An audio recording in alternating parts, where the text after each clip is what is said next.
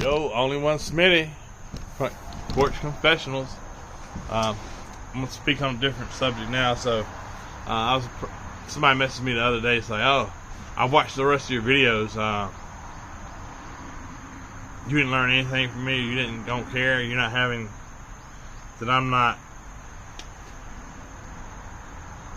What's the word I'm looking for? That I don't have. That I'm not sorry for hurting people. I'm not sorry for my past stuff. Hey, I'm still working. I'm a work in progress, yo. But you're speaking from a place of hurt. You're hurt yourself. And I'm sure you're watching this. And you're speaking from a place of hurt. I mean, I may have hurt you. And you know I've done apologize to you many times. But you're trying to be like, you know, I'm working this out one day at a time. So, I mean, y'all keep, if you want to hate, I mean, I welcome it. Because that just gives me fuel to keep moving forward and letting God work through me. God's working through me one day at a time. You know, one obedience at a time. Whew. And so, I mean, when people speak like that, they're really speaking from a place of hurt. They're hurt as well. I mean, I've got a lot of issues and past trauma that I need to work out and that I'm working on. I mean, I'm trying to get into therapy here soon. I don't have money for it. So this is kind of my therapy right here, you know.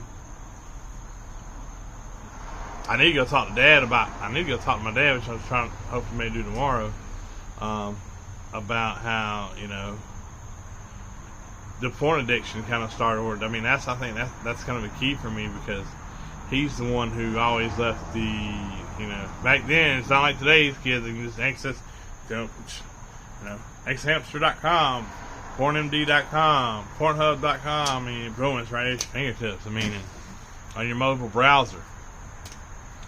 I mean, you know, back then we had the Sears catalog. That's the closest thing we had easy access. But Dad always had, you know, Club Hustlers. My aunt always had, you know, he had good clubs everywhere. We used to always steal them from there. I used to steal them from the convenience store up the road. And her 18 to buy some, but you know, porn addiction was it started when I was probably about 7 or 8, and when I found those, and those were always easily accessible. And I'm trying to teach my kids about that though, because you know I had to take my son's phone about a month ago. Took for a week. He's 18, but I pay for the phone. I pay for the phone bill. He ain't got a job. He ain't paying that. So if it's your phone and you paying your phone bill and you paying for the internet on that phone, then if you want to live your life in sin like that, then that's fine. But I use that as a teaching moment, not as to belittle him, and not as to a teaching moment teach him how that was wrong and how God sees it. And so it wasn't like just, oh, you're not doing this and that. And you know, normally when I catch him with it, I factory reset his phone and we have a little conversation about it. But since he's 18, I don't just have the option now to easily factory reset his phone. I have to remove the family link off of it, then reset it, then add the family link back. I didn't really want to do all that, so I was just like, I blocked all his browsers, so he didn't even have access to browsers anymore. If he installs another browser, I'll block it.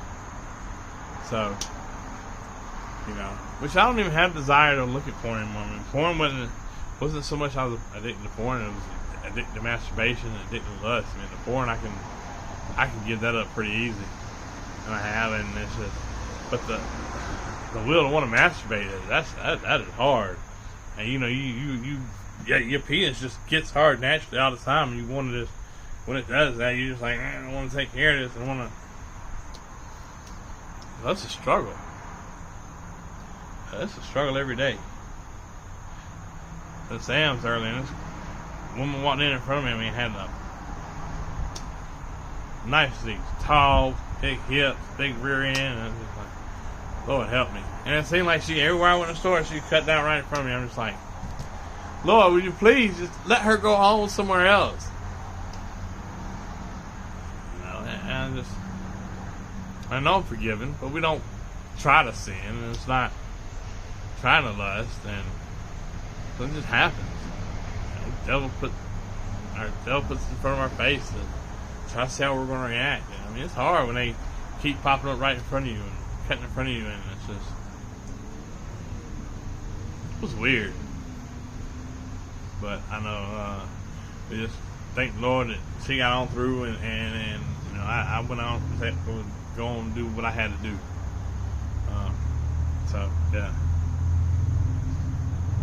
Chronicles of Porn Addiction, I guess we could call this. So I'm gonna try to stick to subjects on each one and not try to be all over the place. So you're gonna get 2 videos today.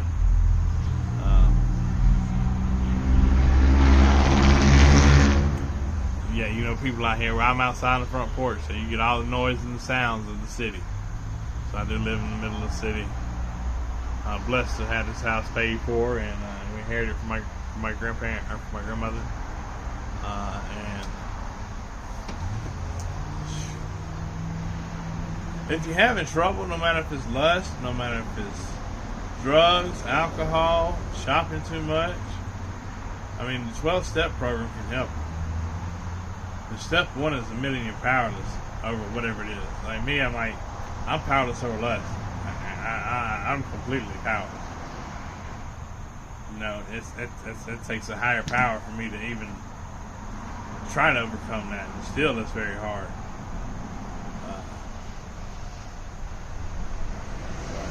That's just 2 cents for today.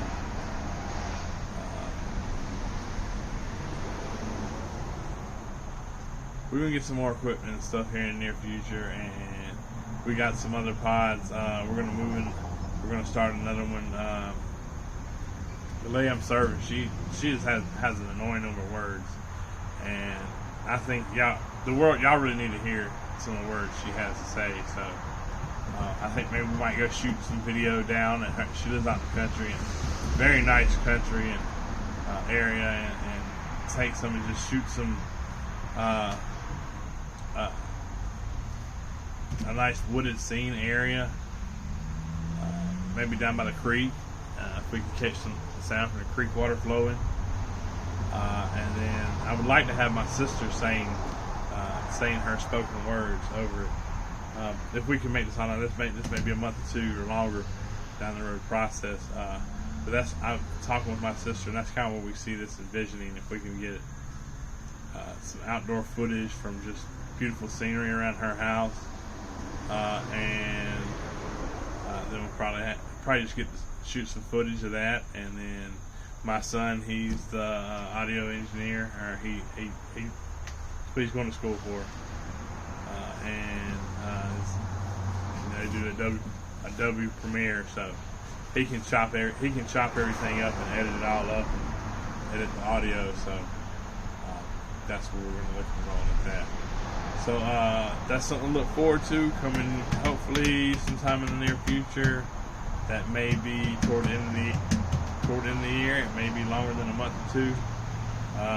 We may wait and start shooting some of that footage when it gets a little cooler and the colors start to change. Which here in South Carolina, it's probably not going to be till almost November.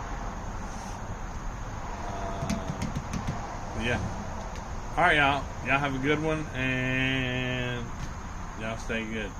I got some reels coming. Gonna show y'all some of my mobile detailing setup. So y'all have fun.